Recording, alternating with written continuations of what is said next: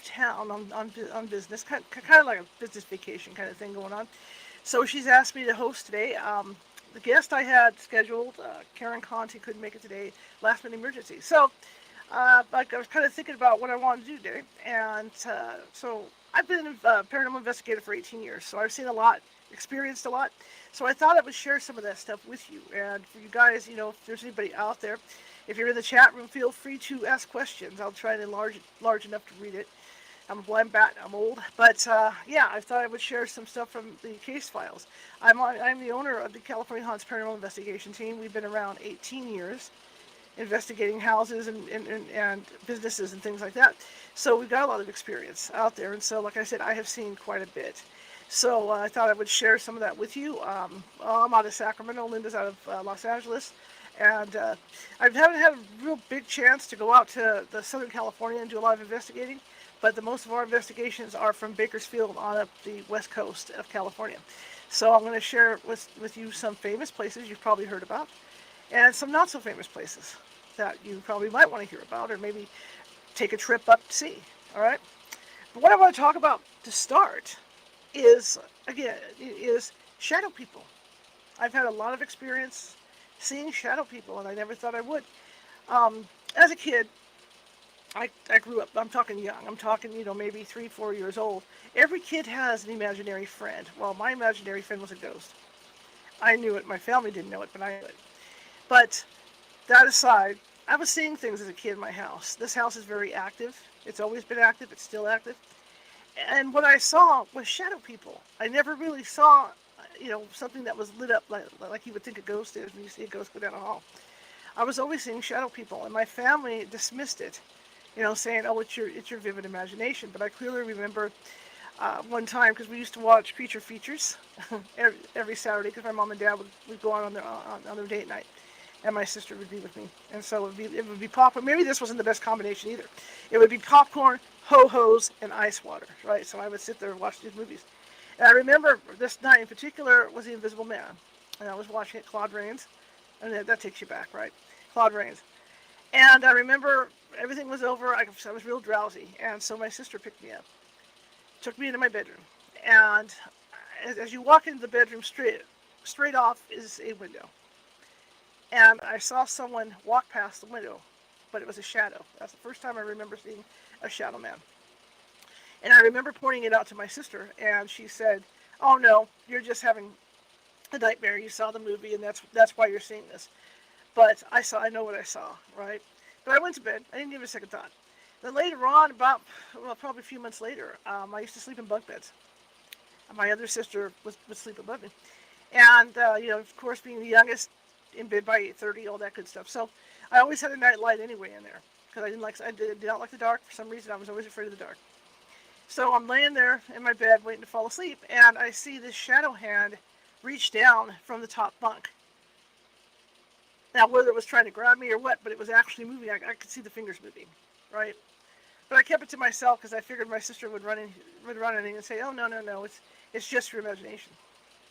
A couple months later, I'm laying in the same bed, and my sister, and this is like the 70s, so there's psychedelic stuff on the walls, and all that's going on. And she had this psychedelic butterfly that was like a flat wall decoration, and it was directly across from me on my bed. And I remember looking up at this thing, and I saw two dark faces come out of it, and they were flying towards me. I screamed that time. And again, she came in. "Oh, it's your imagination. It's this, it's that, it's this." So I was seeing shadow people, and then I didn't see them for a long time. As I grew up, I started to see light beings in my house, like what I took to be angels. I saw a couple angels. Come to find out, it probably was because the people that had lived in my house before, one of the ladies' sisters was a nun, and the nuns used to come over and play badminton in my backyard. So this being I saw went from like probably a 10-foot space from my center divider in my kitchen into my fireplace, but it was white. It looked like a typical ghost. It was white. It was off the ground. It was like a big white sheet went one way, and then a few weeks later it went back the other way. So I'm figuring it was probably one of the angels. But like I said, there's always been activity in this house, and we'll start out with the Shadowman part. And as I got older, everything got suppressed because I got involved with other things, you know, teenager things, high school, you know. But after I got into the paranormal again and started to see things and hear things, that I took more notice of it. So we were going, as a team, we were going up, we were working with the Georgetown newspaper. And we were going up to a cemetery up in Georgetown, driving myself and me and Karen Clark were driving. And normally at this point, because I used to film for a TV show called California Haunts over on public access. So I always had a camera with me. And sometimes I would point it out the front window of the car. But this time I did not have a camera. We're driving up this real narrow 2-lane road to get to this cemetery, and a shadow man walks right in front of the car. And the weird thing about this is that I don't know what shadow people are. I mean, I can only speculate. Just like it's an inexact science. Nobody can tell you what a shadow person is. Okay, if they act like they're experts in this field or not. Okay, I'm just saying. And when he stepped in front of my car into the headlights, because it was night outside, the headlights didn't go through him. It was like some kind of black hole. So when the headlights hit him, that was it. They just kind of went. And that's what I thought was really strange, was that, the headlights couldn't penetrate it. Anyway, he continued and walked up, and when I say, because we're talking like the foothills, so we're talking like, like on each side of this road had an embankment like this, right? He walked in front of my car and straight up the embankment. The only time I've ever seen that happen is if an animal does it, like a fox or something that has that kind of nimbleness to go up. So we were excited. It's like, oh God, we didn't have the camera running. Let's pull over. Let's go see, if what we saw was what we saw. And so we went over to check out the space. No footprints, no nothing. So it wasn't a real person that we saw. No footprints, nothing like that. But we did. We witnessed this guy together. Second time I had an encounter with a shadow man as an adult, we were at the Fallon Hotel in Columbia. Columbia is up near Yosemite Valley. In fact, it's one of those places that's on the edge of the Yosemite Park. And we were in this hotel doing an investigation, and we started to have weird things happening on the way up to begin with. I was driving up with one of my other investigators in the van, and we got in a couple spots that were really cold, on the way up. And I thought that maybe there had been a car accident there with a fatal, because I've had experiences on the freeways here. And I'll teach you guys a good trick too, where I had the windows down in the car, it's 105 degrees, and I'm hitting cold spots on the freeways. Right where there were fatal accidents. So I'm thinking, well, maybe there was some kind of fatal accident, along this road. So I get on the phone to Nancy Matz, who was on this show a couple weeks ago, and I'm talking to her, and she says, well, there's someone in the car with you. It's a man, he's in the car with you. And so she dealt with him. We continued our drive up to the hotel, and it was really strange because the manager of the hotel was in her office, which is like, from the front door of this hotel, it's like off to the left, only about 20 feet away from the front door. We get there, the door's locked, we're pounding on the door, we're hollering. She can't hear us. For some reason, she could not hear us. The guy down the street at the hotel, because the same people that own the Fallon Hotel, used to own the Fallon Hotel, own this other hotel down the street. And so, like 10 doors down, this guy heard us hollering. He came and let us in. So I can't explain why she couldn't hear us, because she was that close to the door. So we do this investigation, and we had weird things happen, like the power would go on and off during the investigation for no reason. Um, there was this one particular room that whatever this ghost was didn't want us going in this room, and we went in a couple of times without thinking, so I think it irritated him. In fact, I think my investigator who I was with, and because I was out unloading the car, the van, she got to have a tour of the theater, because there's a theater connected to this hotel. And as she was going down the stairs, something pushed her down the stairs. Probably whoever this was that was in the car with us, more than likely. So we do our investigation. He's obviously not happy because he keeps. And I'm not saying it was him switching the power off, but something's not happy with us being there. And so we get down towards the end. It's like 2 a.m. And the door. Let me see. The front door of this hotel had like stained glass on it. It was beautiful, absolutely beautiful. One of the most beautiful doors I've ever seen in a hotel. And so the only light coming in was from this door. And I was sitting like I am now, and the main hallway of this hotel was behind me and off to the right. I start doing a dowsing session with dowsing rods and EVP session, and I have about 10 people sitting in the room with me. And as I'm doing this session, one of my investigators looks up and says, "Charlotte, there's somebody coming up the hallway behind you."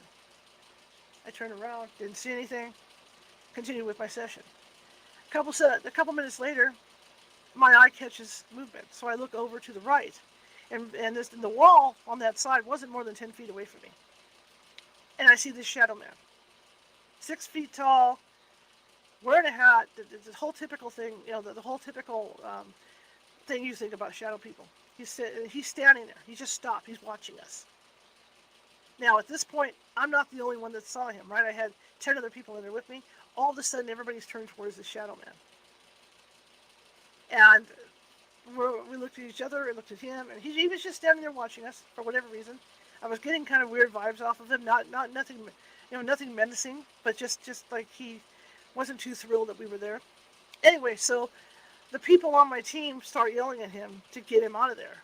In the name of Jesus Christ, we don't need you. So he starts walking, and he goes and he walks through the front door, literally through it. And so I waited about 5 minutes, and I said, "Okay, he's gone now. Let's continue the session." Okay, I start continuing the session, start doing the call outs. Hey, what is your name? All those questions that you see on TV.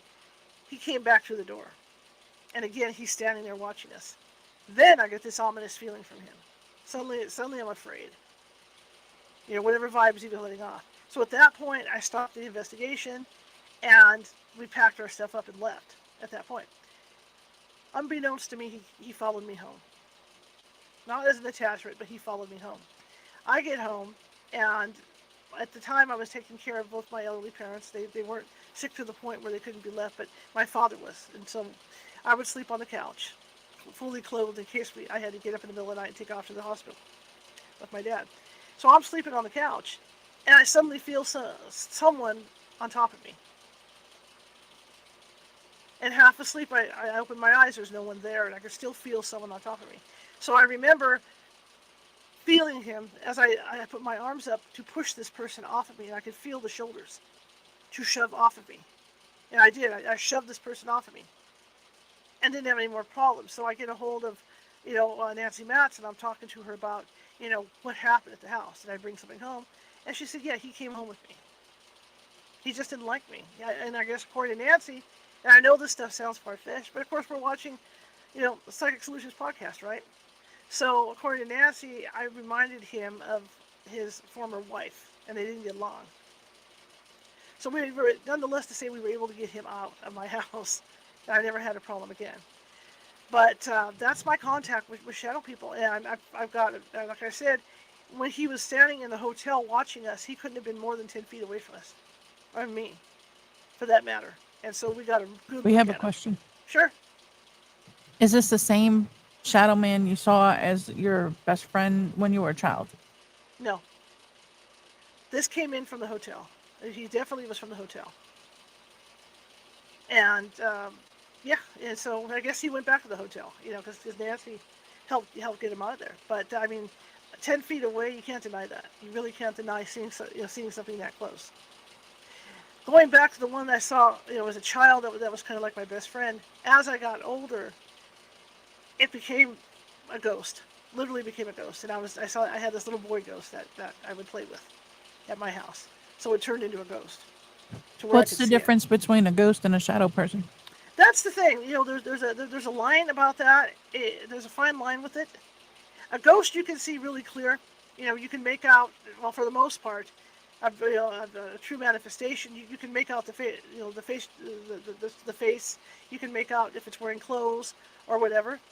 But with a shadow person, there's no color. It's just a black shadow of a person. It's like one of those silhouette things you do, with your fingers when the power's off and you got a flashlight. Do they live in the same realm?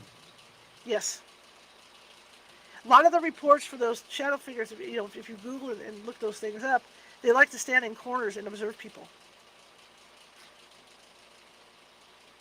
And that's what they do. Like I could be in here, happen to look back, and then there's somebody standing in the corner that's a shadow. There's theories that they died and they can't remember what they look like in life. There's other theories that they just don't have the energy to manifest to look like what they did. So nobody really knows a lot about them, they are there. If I hadn't witnessed it, let me see. We have to tell the Yes, listener here, yes, you can ask your question even yes, if you are a disbeliever. yes. Please ask away. Ask away. But yeah, I mean, nobody, the honest truth as far as investigators go and psychics go, nobody really knows what these shadow people are. They're just there. Are they watchers? Because that's what initially, that's what people thought they were because they would see them in like corners, observing, like there's some kind of watcher. But they do exist. They do happen. And for the disbelievers, I can understand that. I can understand your point of view. I'm also a debunker when I'm out in the field. I'm not one of these people that walks in believing everything I see. I go through. I'm the first one to go through and take doorknobs apart. If the door is opening and closing by itself, I'll take the doorknob apart just to see if there's something wrong with the latch on the door. But How long did it take you to, I guess, were you always a believer, and how long did it take you to be, on the fence about things? it didn't take long because as a kid, I was obviously a believer because of what was going on here at the house. I mean, I would see apparitions left and right here. In fact, they're still here. There's somebody over my shoulder right now. But when I got into my teen years and then got into college and became a journalist, then I started to think more logically. And so I ended up on the fence. And then as I started ghost hunting again and getting back into it, and my abilities started to come out more, then I started to believe more. So I went from a believer essentially to a non-believer, essentially to somebody that's on a believer but on the fence, is what happened. And it was years. This took place since I would say 3 or 4 years old, and then the evolution into becoming a teenager, and then as an adult, to seeing these things. But again, with shadow people, nobody really knows what they are or who they are. It's just like with what the black-eyed children. Nobody knows what those are either. I've never seen those, and I hope I don't. But it's a unique experience to see the shadow. But what got me mostly about it with the shadow thing was that, um, with shadows, when you think about shadows, you can pierce them with light. You can pierce them with a flashlight. But these things you can't pierce light through them. So it's like a black hole. So it's interesting. Oh, we have a question. Could you read that for me, Rebel? Yes. From an outside perspective, the only thing that would distinguish your experiences and explanations from make believe would be facts. Since I'm Right. assuming you are unable to prove the things you say, how or why should someone believe in this? That's what makes this. It makes what we do hard.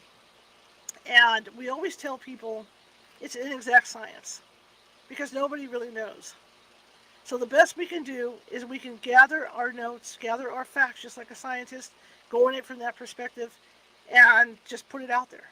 That's all we can do, because they really, really can't prove it unless, like you say, unless it comes over and bites me, or there's some kind of scientific link to this. But there's no scientific links to this stuff either. That's why it's important as an investigator, or if you have a team come out to your house to investigate your house, it's important to check out their background, because a lot of them will give references, because you want a team that's going to come out and fill out paperwork and really write this stuff down to document it. And so if it gets documented enough, then maybe it will come out to be factual. But I mean, it's like anything else. It's like the scientists believe in Bigfoot until they have a body to look at. It's a fantasy. It's just something people talk about. So it's very hard to prove that stuff, and I agree with you 100%. But they Uh, do have instruments and stuff that right, record things. There right, are things that can actually prove right, ratings right, to give facts. right. Yes, I mean you got DVRs, you got those super duper infrared cameras, you got all that stuff going on. But unfortunately, you could have, there's people out there that are skeptics where you could have all that stuff, and they're still not going to believe it. So what you can do is present what you have gotten evidence-wise, and put it out there, and then people can make up their own minds about it. I had somebody on my team. We were out at the Diamond Springs Hotel, and they were out doing. I was live on Blog Talk at the time. They were outside doing a EVP session out in the parking lot at the very haunted Diamond Springs Hotel, and she got slapped in the face by something. And I have a photo of it. You can clearly see the hand mark on her face, but she denied it. She says, "Oh, I don't know. Maybe it was a bug." So even if it happens to people, they sometimes they won't register that it might be paranormal. So it just depends on the person. But there's always going to be that. And I have no issues with the skeptics or the non-believers. I have no issues with them because my paranormal team, about 40% of my paranormal team are skeptics.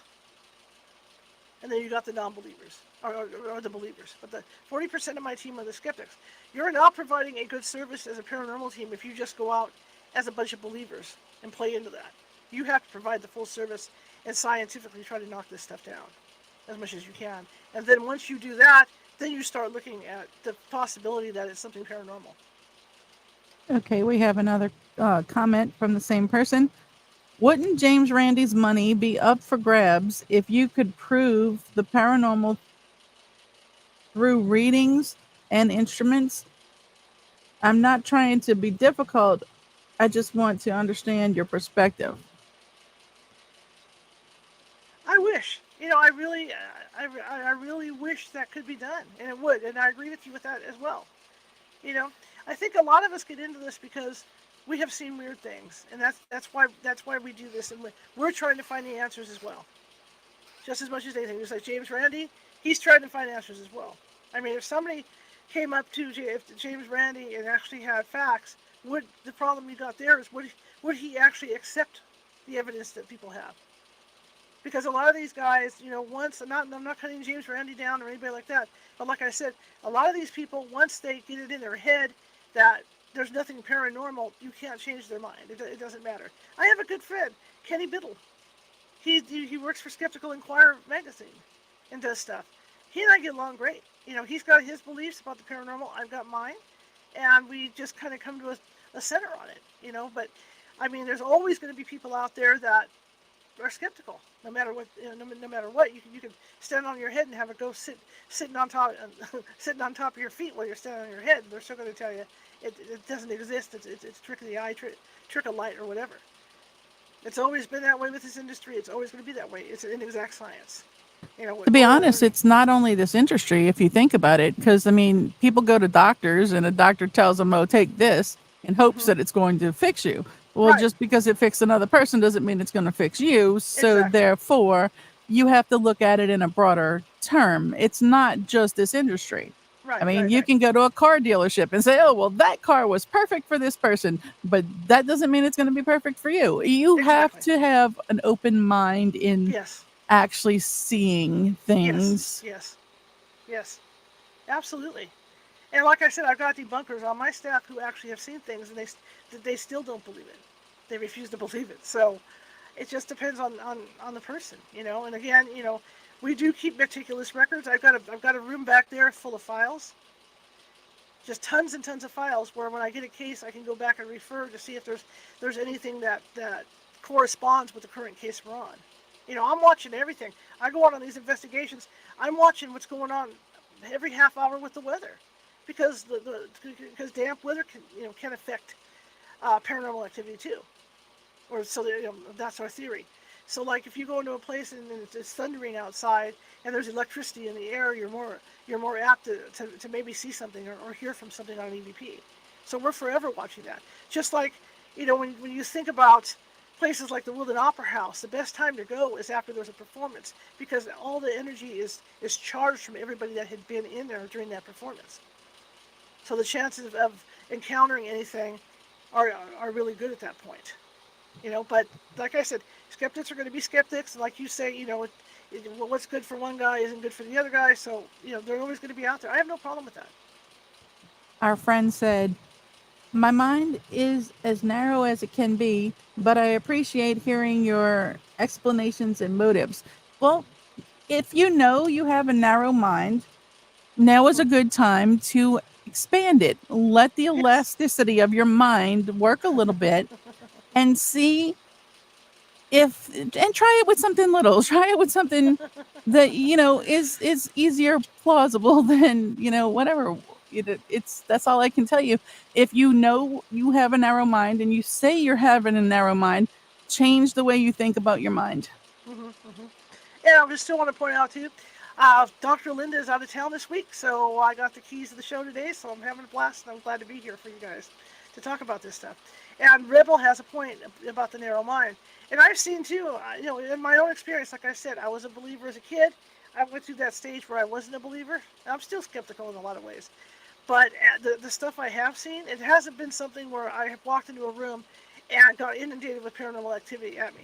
It's just taken years, years and years for me to start changing my mind, and as far as looking at things logically, to become a believer. Because there's just too much that has happened in and around me, in and around my team, in and around our clients, to deny what's out there. Now, could It this be also something? seems that Yes. there was an evolution. Like you said, when you were a child, it was this, and then as a teenager, and then as college years, it Hmm. seems like you yourself have gone through an evolution of Yes. expanding your mind. Yes. Yes. Yes. And as a journalist, you really laugh about people being journalists and stuff because you got a lot of that fake news stuff going on now. But you're trained almost like a police officer to look at things logically because when you're doing these stories, they're supposed to be balanced. So you have to look at both sides of the story. So you are trained to look at this stuff logically. And I think my mind got trained in that mode. And so when I went back into paranormal, when I actually got into paranormal investigations, like you say, my mind had to slowly open up. And it did. As I saw stuff happening around me during these investigations and stuff, my mind expanded back out to where I can see this stuff and feel it. So I mean, like I said, there's skeptics. I have, and that's good. We need skeptics in the field. We need people that are skeptics. That keeps the believers grounded, especially on the team. We always have the joke about, you get all excited because you come in contact with something you think's paranormal, and then somebody on the team comes in and craps on it, and we laugh about it. Well, there went that. So and so's coming in. We're doomed because they're gonna debunk it all. But it's hard. You can't prove this stuff. And a good friend of mine, Gloria Young, who has now passed away and ran Ghost Trackers. Best lecture I ever heard. When I first started doing this with my team, I would go to different lectures for other teams just to get a feel for what we should be doing and how we should be doing it. And I remember she was here in Sacramento speaking, and she's the one that said, I could write a book, you could write a book, so and so could write a book. But if you read the books, none of the theories that any of those investigators have are the same because it's an inexact science. There's no experts.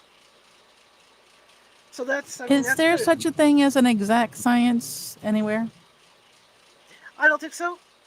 As far as this goes, I don't think there is. I mean, there's people out there that come in. There's two types of investigators. You've got the ones that are, like I said, the believers. Then you've got the people on the team that are your debunkers. And then you've got the guys out there that that go out to literally debunk this stuff with every kind of electronics to where you can think of. They're the ones that are crawling under houses and stuff and looking at really taking a hard look at what's going on in the house or business.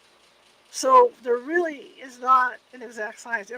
This equipment we use, you guys, when we're out in the field, these EMF meters, these tri-field meters, all this equipment, it's all used commercially. Okay, like a lot of the thermometers we use are used for people that work on air conditioning. The EMF meters are used by guys that do electrical work, the electricians. So there's nothing really built except maybe the stuff you see on TV, like on Ghost Adventures.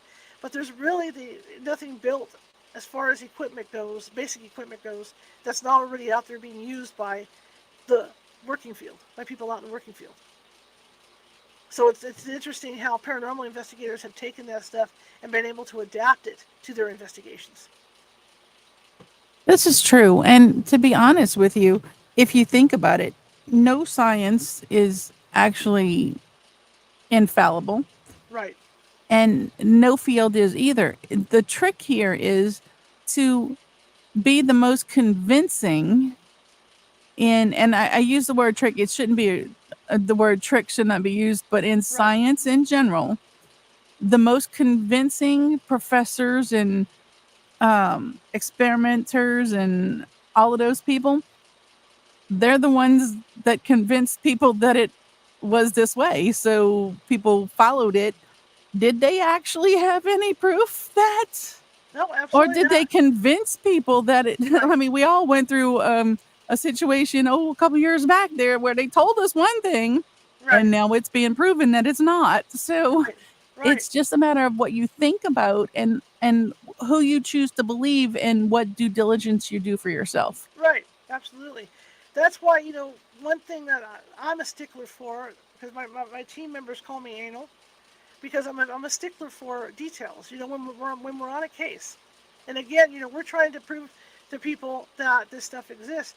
And the only way to do that, like a scientist isn't just going to come out and say, okay, the sun's hot today. The scientist, depending on who it is, of course, the scientist has already sent the satellites up, or whatever they sent up, the research satellites up. All that data's coming in. They're taking all those notes and writing all that down so they can show you on paper, hey, this, to help back up their point, their hypotheses and their point. That's what we're doing. We're going out and we are filling out paperwork every time we have an encounter with something, or even if we don't have an encounter with something, we're forever filling out paperwork. I have a 110 question questionnaire that I ask clients when I go out, and it ranges anywhere from, have you lived in a haunted location before? Have you had issues before? All the way to, are you taking any drugs? Are you having any problems in the house amongst yourselves?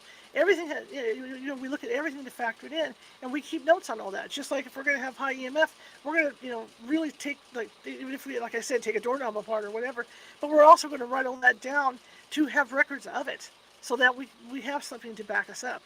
When I present evidence from an investigation, I don't just say, okay, we got this EVP, it's a ghost. I don't do that, okay?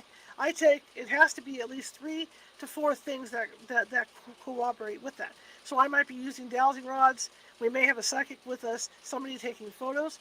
So maybe we'll get lucky enough, get an answer, a yes and no answer, say, on the dowsing rods, and we get the same yes and no answer, on the digital voice recording when we're doing it. And then maybe somebody gets a picture of an orb or something else during that part of the investigation, or the psychic is talking to a particular type of person. So we're able to collaborate those 3 or 4 types of evidence, which makes it more plausible. But again, like it's a give or take whether people are going to believe it or not. And you can't fault people, because again, without these people that look at things logically, everything would be a mess. You have to have there has to be an adult in the room with this stuff. Aw.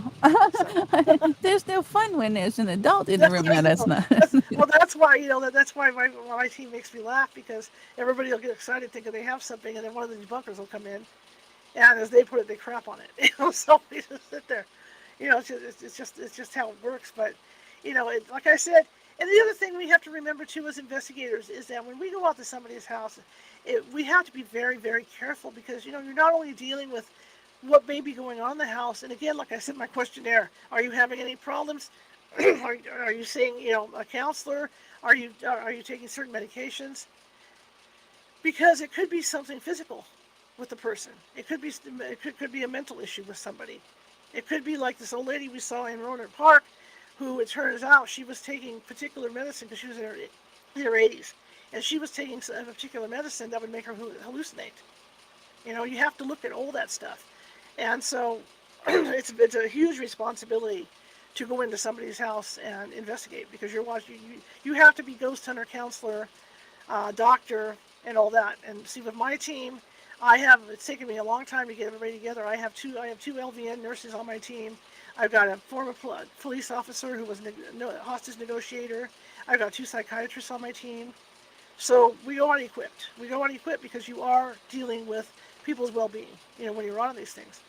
So, yeah, and again, notes, take lots of notes. And usually when I go to do my presentations to my clients, I will go out with a 50-page set of notes. Our experiences, their experiences, what went on during during the investigation, what the client told me that they've been seeing. It's all in that paperwork that goes out to the client. Very thorough. Yeah, you have to be thorough to do this stuff. But again, like with the shadow people, like you say, you have to have like Rebel says, you have to have an open mind for all that stuff. And I think sometimes the people with the open minds tend to see more, obviously. But I have seen it where my debunkers on my team have changed. I've seen the evolution with like two or three of them to where they actually believe that there's stuff out there now. But at first, when they came on, it was like hell on wheels because they were out to debunk everything that we would try to come, that we were coming up with. You know, but if you get a paranormal team out to your house or your business, it's a disservice. If they come out as believers and they go looking for the alleged ghost right away, don't let them in. You want to get someone that has a team that has a balance, and you don't want to get the one that has just nothing but debunkers either, because if there might be something paranormal in there, it's not going to get taken care of because they're not going to believe it anyway. So you want to get a team that has both. You want to get a team that has those debunkers. You want to get a team that has the psychic, and the believers on the team. So you can balance that out and come up to conclusions, better conclusions. But I mean, when we go out, I don't go out and say, "Hey, I'm a paranormal expert." No, absolutely not. I'm not going to claim that. There's teams that do. I won't do that, because you just can't. There's no way to say you're an expert at anything with this. I'm learning new stuff every day. When I go on different investigations, there's times when new stuff happens that surprises me. Right now, I'm looking at that theory of what if it's not ghosts and it's aliens? Because there's a lot of stories out there where aliens coming into people's houses behave the same as a ghost. They'll walk through walls. The room will get very cold, just like it does with a ghost. And then there's stories about these aliens having like holograms in front of their bodies, so you don't see the actual alien, you see a dead relative. So, so that's been out, the last maybe year and a half where those theories have been coming out. So it's ever changing. It's always changing. And again, like Rebel says, you have to have an open mind to change with it, or there's no point even going out on these cases at all. Um, Getting away from these shadow people, I've been on cases where we have come in contact with things that have shoved us down the stairs. I've been shoved a couple of times on the stairs. Well, let's talk about a couple famous places. How's that? Brookdale Lodge. People see that on TV all the time, on these different specials. Brookdale Lodge is an interesting place. It burned down, but they have rebuilt. This lodge has a brook literally running through the center of it. Beautiful place, absolutely beautiful. And it's neat because the tables, like you can have dinner along the brook. So there's tables on either side. Gorgeous. Well, there's that old legend with the little girl that was playing near the brook and fell in and drowned. And she has been seen all over the place in this lodge. And when we were there the last time, which was a few years ago before it burned down, we were able to, and I can't say it's her, again, in exact science, didn't have a psychic with me at the time, but we were able to trace something moving around there with the EMF meter. And this was up and down, up and down the little trail by where the brook is. And we were able to follow this EMF as it was moving. Now, was it the little girl? I don't know. Did we get any EVPs that night? I don't know. So if you look on if I bring my website back up and going, if you look on the website, you're not going to see anything from that little girl on there because we can't prove it just with that one EMF meter. It has to be like 2 or 3 different things that prove it. There is a photo circulating of my assistant cameraman and Will sitting at dinner, and there's a hand going through his head. Like someone tried to pat his head, and so the hand's going directly in. It freaked him out because you could literally see this hand going into his head. So what happens with that? It's an interesting place because that was part of Prohibition. So you had a whole bunch of ghosts in there. I mean, it's kind of like the Haunted Mansion at Disneyland. There's like 125 ghosts at the Brookdale Lodge, and the majority of them were ex-gangsters. So it's an interesting place to visit. The pool, there's like almost an underground pool. It's not going to say underground, but they have a mermaid pool, like in all those old buildings. Some of those old buildings from the 60s and 70s. The biggest fad was to have a mermaid tank. So people would sit there and have cocktails at the bar, and there'd be mermaids swimming in there. And so there was a couple drownings in the pool. So there's supposed to be activity there. It's just weird things happened when we were there.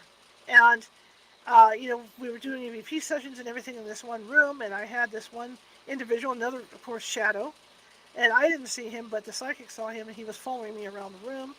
At one point, he was sitting right next to me, and, you run into stuff like that. But that's a place to visit if you get a chance, because I think they reopened, which would be the Brookdale Lodge. Fantastic, beautiful place. But yeah, and I remember this one particular ghost. I was doing an EVP session, and he didn't really want to talk to me. And the reason being was that he was concerned that because we were filming, right?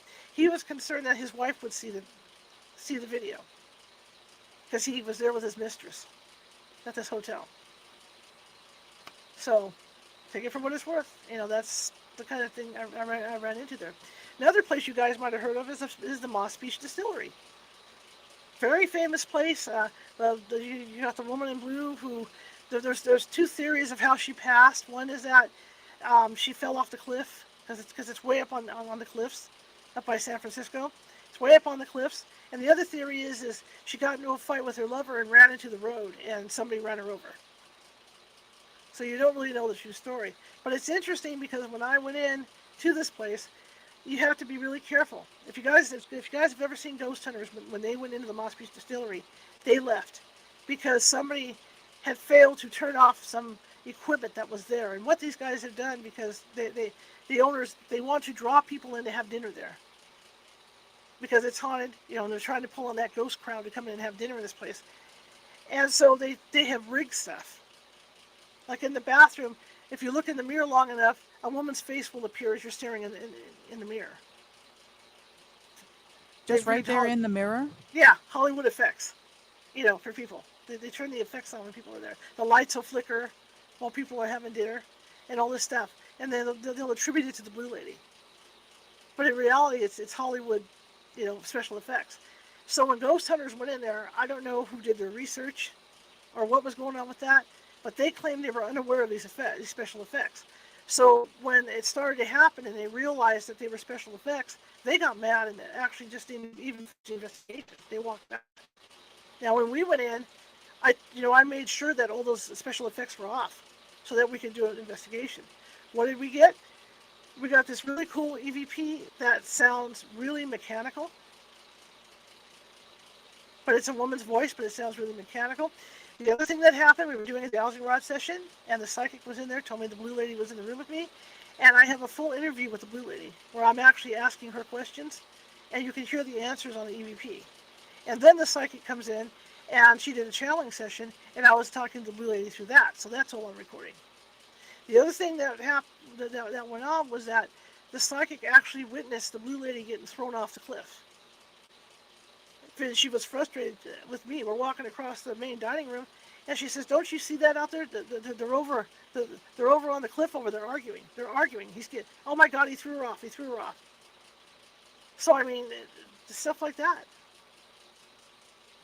Now, do I believe it? I don't know. I didn't pick anything up on camera on that one, but the psychic was very adamant, very excited, very agitated when she saw all that stuff. The Blue Lady also likes to take stuff, especially women's earrings. She will take their earrings and then hide them. And I did lose some equipment that night, and they found it later, like in some drawer, and I had to go back up and get it. So you don't know. Again, in exact science. But that's another famous place, and it's still open. And if you guys live in California, you can drive up there and visit that place. That sounds cool. Yeah, Woodland Opera House. Definitely sounds cool. Yeah, Woodland Opera House, about 25 miles out of Sacramento, up north. All kinds of activity in there. They even give tours in there. I don't know if they give ghost tours in there, but they do take, like, Saturday, because it's a historical monument, so they do take tours through there. And, like old places, it burned down at some point in the 1800s, and they rebuilt it. But the story goes that there was a volunteer fireman by the name of William, I forget the last name now, and he got trapped in there. He went in there to check to see if there was anybody in there to make sure they left, because the flames were rushing towards towards this place. He got trapped in there. William Porter, and so he died. Go to the Woodland Opera House, and people are forever seeing, especially up on the balcony, they'll see apparitions, and it's not just him. It's of like the stage manager guy in this top hat. And he looks like the typical kind of guy with the beard, and all that, with the white beard and all that. But he is the stage manager, and they see him all the time. And I remember being there, and there's a particular actress, a Polish actress called Madame Lucheska, and she frequents a lot of the old theaters around here, and up and down, actually in LA too. And we were able to pick her up. And the weird thing about during the session doing with her, I was filming, out of the sky, and don't tell me how this happened, okay? Out of the sky, we heard something drop on the ground and go rolling. Looked down, found out it was a single pearl, like off a pearl necklace. And this is just, I mean, random. Kind of like poltergeist when this stuff starts falling out of the hole. That's what it was like. But we heard this thing fall and roll, and it was a single pearl. Now, did that come off of her necklace or whatever? Who knows? But in that particular case, while the psychic was channeling her, I actually got photo evidence. Psychic goes, take a picture here, take a picture in front of my face, and I actually got photos of what we call I gotta call it ethereal goo, but there's white splotches in front of her face, definite white splotches. Kind of We cream have colored another white. question. Okay, Hi, do you believe in the Watts house is haunted? Chris and Shannon Watts. I do. I think there's activity going. Whoop, lost me. Where'd we go? Where'd we go? Okay, back. See, I always drop off to where the Marios go. You know, that game where you guys are playing and Mario falls off the cliff? That's where I end up going. I do believe in the Watts house. I really do. I've never been out there myself. I've read up a lot on it. I've talked to people that have, gone in there. And I do believe there's actual activity going on there. I would love to get in there and investigate. I would love it. There's a lot of places that I want to get to. That coming up here, hopefully I can start doing that and get back out and do these investigations. Back to the Woodland Hopper House. Anyway, so this pearl. But that's when she said, okay, take a picture. She's standing right in front of me. She's standing right in front of me. And so I got these white splotches, which were kind of cool, right in front of her face with the psychic. And remember, guys, when we take photos as investigators, it's not just one photo. We take 3 in a row. For now, you see it now, you don't compare it. And when we take them, we make sure that the spot. We don't, even for a little millimeter away from where we're taking them. We want to make sure that we're taking them from the same position and make sure the camera's on the same settings and all that stuff to get these photos. But there's white splotches on her face. Oh, question. Yes, there is a lot of talk about the Watts house. Mm-hmm. Had an entity in there before the incident. Yes, there could be. Absolutely. Absolutely. A lot of this too, like I've been out on investigation where it's something that's connected to the ground itself that the building was built on. I have one here. I have a gentleman in my dining room who died before the house was built because this used to be river bottom by the river. The river was further out here before they put the dam up, years and years ago. He died. He was a fisherman. He fell, cracked his head open, and bled to death and died. Didn't realize that he was dead. So he is walking around my dining room. That's just craziness. And it's Oh hard my goodness! What when a you way get, to end the yeah. show. And Oh Linda goodness! says that. I don't know if Linda would be able to get him out, but it's very difficult when something is attached to the land like that. It's very difficult to get them out. So I try to let him do his thing over in my dining room. But he does walk back and forth in my dining room. So I hope I was able to entertain you guys today. I really hope so. And I want to thank Dr. Linda for the uh, ability to do this. I was real excited, and yeah. So if you guys want to check it out, I'm going to go ahead and kind of give me something going on here. I do a radio show every night, 6:30 p.m. Pacific, California Haunts Radio over YouTube, youtube.com/at California Haunts Radio. And we interview a lot of people in this ghost industry. And if you guys want to hear it, it's great. Tonight's Heather Woodward and all that stuff. So come on over and join me 6:30 p.m. Pacific every evening. But I enjoy being on here, and I want to thank Rebel. Thank you, Rebel. Oh, thank you. Thank you for being here. I want to It just was let fun. everybody know. Remember to tune in Yep. every Tuesday, Wednesday, and Thursday right Yep. here on W4WN and other platforms to catch Dr. Linda Psychic Solutions podcast. There you And we go. have to roll. Thanks, guys. So I have lots of stories to tell. Like I said, I've been doing this 18 years, so I'm a plethora for stories. But we do have some really cool guests coming up for my show as well. But and like I said, if you get a chance to get up to these places like the Woodland Opera House, Moss Beach Distillery, Brookdale Lodge, they're great experiences because the employees have tons of stories to tell. They're very open about them. A lot of the Gold Country hotels, like the Murphy's Hotel, and and it's the St. George Hotel and places like that. They have lists where people have even written stuff on paper towels that go on in their rooms and stuff. And so it's a great place to hear ghost stories and if you're investigating, to investigate, because they'll just greet you with open arms in these places, you know. But I had fun. I had a lot of fun today. It was great, Excuse and me. we enjoy it. And Yep. we'll see you guys next time. See y'all See you guys later. later. Thanks for joining us. We hope you enjoyed Dr. Linda Salvin's Psychic Solutions podcast. You can reach Dr. Linda at 888-509-1077 or at lindasalvin.com.